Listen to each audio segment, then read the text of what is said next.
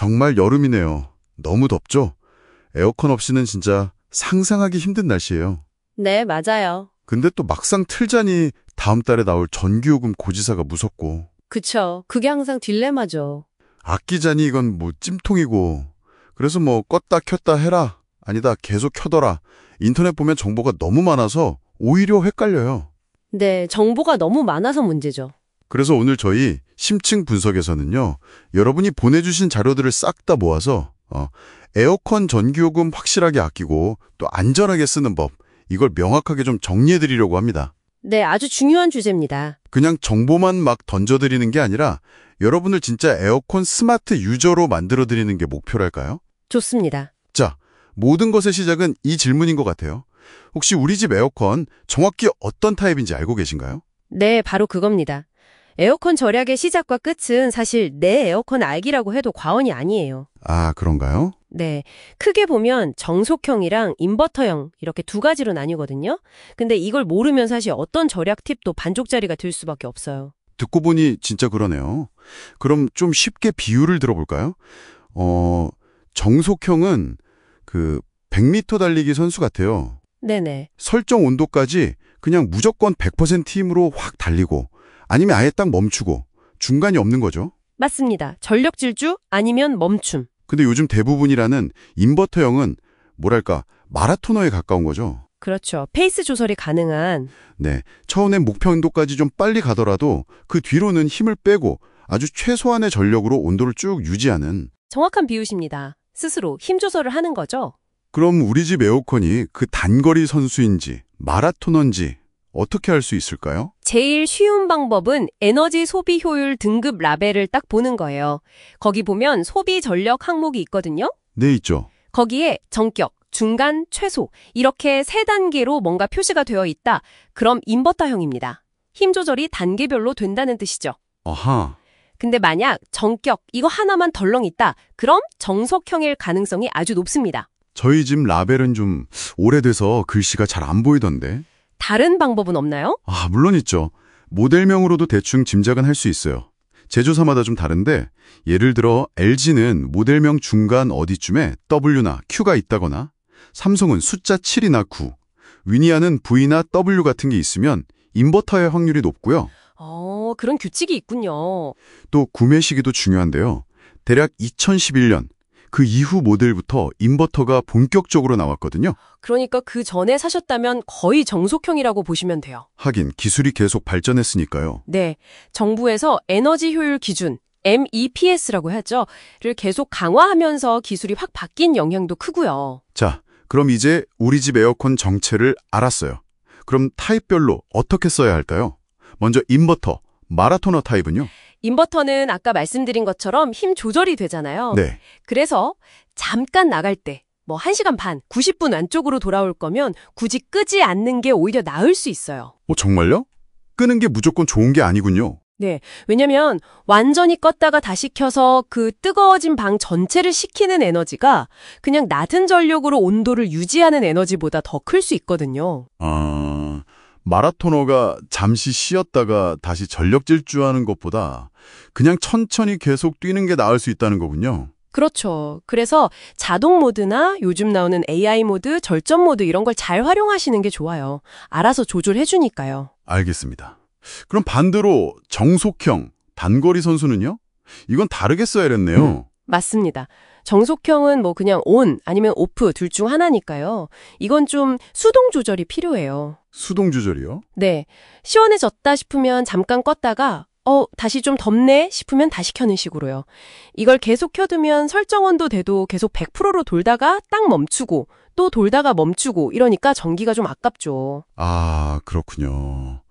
타입을 아는 게 진짜 중요하네요. 근데 사실 어떤 에어컨이든 공통적으로 적용되는 기본적인 절약 습관들도 있잖아요. 이건 꼭 챙겨야죠. 그럼요. 이건 정말 기본 중에 기본이죠. 놓치면 안 됩니다. 뭐가 있을까요? 우선 처음 켤 때는 무조건 강풍. 세게 틀어서 실내 온도를 빨리 훅 낮추는 거예요. 네. 그리고 좀 시원해졌다 싶으면 약풍으로 바꿔서 그 온도를 유지하는 거죠. 그게 효율적이에요. 온도는 몇 도가 좋을까요? 너무 낮추면 안 좋다고 하던데. 맞아요. 건장 온도는 26도입니다. 여기서 1도씨만 더 낮춰도 전력 소비가 한 6.5%그 정도 늘어날 수 있어요. 꽤 크죠. 6.5%나요? 와. 그리고 세 번째는 선풍기나 서큘레이터 같이 쓰는 거. 이거 정말 효과 좋아요. 아, 저도 같이 쓰는데 효과가 있는 거군요. 그럼요. 공기를 순환시켜주니까 체감 온도가 2, 3도 정도 낮아지는 효과가 있어요. 에어컨 날개는 위로 가게 하시고요. 찬 공기가 위에서 아래로 자연스럽게 내려오게요. 꿀팁이네요. 또 뭐가 있죠?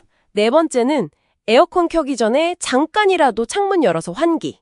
더운 공기 한번 빼주는 거죠. 그리고 낮에 제일 더울 때 한 1시부터 4시 사이.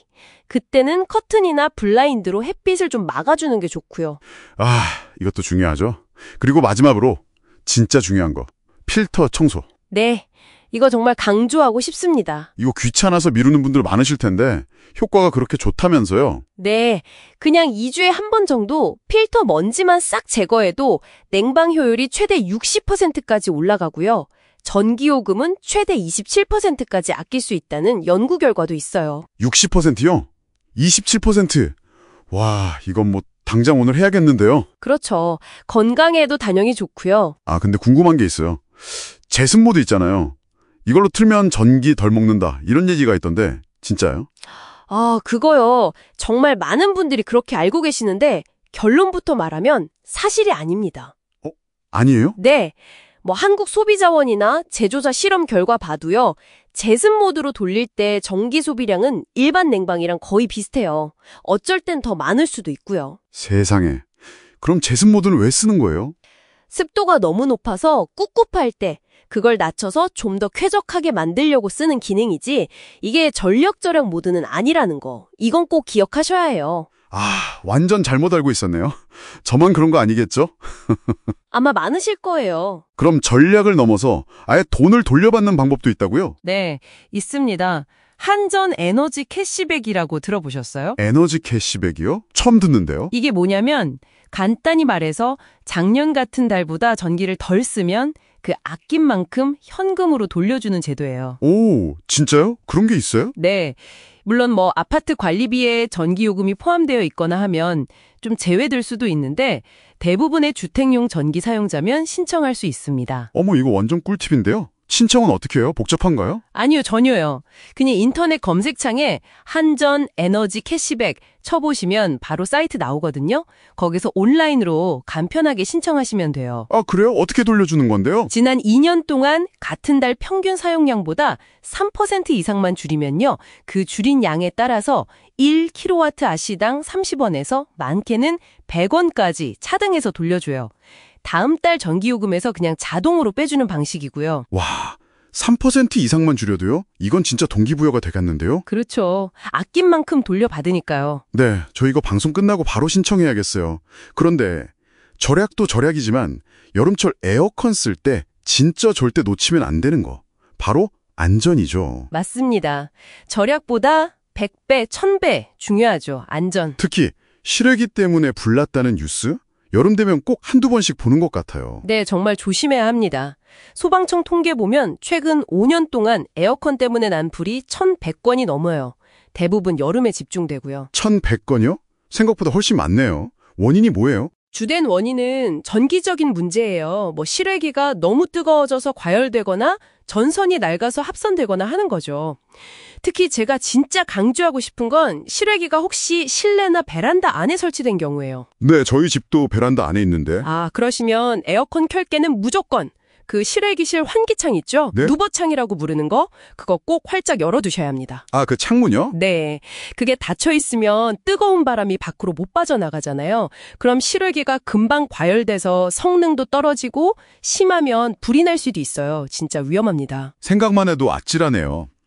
그럼 화재 예방을 위해서 우리가 꼭 확인해야 할 것들 마지막으로 딱 정리해 주실 수 있을까요? 네, 이것만은 제발 꼭 기억해 주세요. 첫째, 방금 말씀드린 실외기실 환기창, 루버창 무조건 활짝 열기. 혹시 방충망 말고 다른 걸로 막혀있진 않은지도 보세요. 네, 환기창 열기. 둘째, 에어컨 전원은 가능하면 벽에 있는 단독 콘센트에 직접 꽂으세요. 멀티탭, 특히 다른 거 많이 꽂아있는 문어발식 멀티탭은 절대 안 됩니다. 과부하 위험 커요. 전용 콘센트 사용. 셋째, 실외기 주변에 뭐 박스나 쓰레기처럼 불 붙기 쉬운 물건들 있죠? 그런 거 없는지 확인하고 깨끗하게 치워주시고요. 주변 정리. 마지막 넷째, 전선 낡거나 벗겨진 데 없는지 가끔 보시고 혹시 에어컨이나 실외기에서 평소랑 다른 이상한 소리나 냄새가 난다? 그럼 바로 끄고 전문가 점검 받으셔야 해요. 네, 알겠습니다. 와, 오늘 진짜 중요한 정보가 많았네요. 한번 딱 3가지 황금률로 요약해 볼까요? 네, 좋죠. 첫째, 내 에어컨 타입, 인버터인지 정속형인지 그거부터 정확히 알자. 그렇죠. 시작이죠. 둘째, 온도는 26도 유지, 그리고 선풍기나 서큘레이터 같이 쓰기. 효율과 쾌적함을 동시에 잡는 거죠. 그리고 마지막 셋째, 이게 어쩌면 제일 중요할 수도 있는데 실외기실 환기창은 무조건 활짝 열어두기. 네, 안전이 최우선이니까요. 이 3가지만 잘 지켜도 올여름 전기요금 걱정 훨씬 덜고 또 안전하고 시원하게 보내실 수 있을 거예요. 네, 지금 바로 에어컨 모델명 한번 확인해 보시고 에너지 캐시백도 잊지 말고 신청해 보세요. 그리고 이 안전수칙, 특히 환기창 얘기는 꼭 가족이나 친구들한테도 알려주시고요. 네, 그래야겠네요. 자, 그럼 마지막으로 듣고 계신 여러분께 질문 하나 드릴게요. 오늘 저희가 알려드린 안전수칙들, 특히 그 실외기 관련해서요. 여러분 집 환경은 지금 괜찮으신가요? 잠깐 시간 내서 지금 바로 한번 확인해 보시는 건 어떨까요? 이게 어쩌면 올여름 우리 집의 안전을 지키는 정말 가장 중요한 첫걸음이 될 수도 있습니다.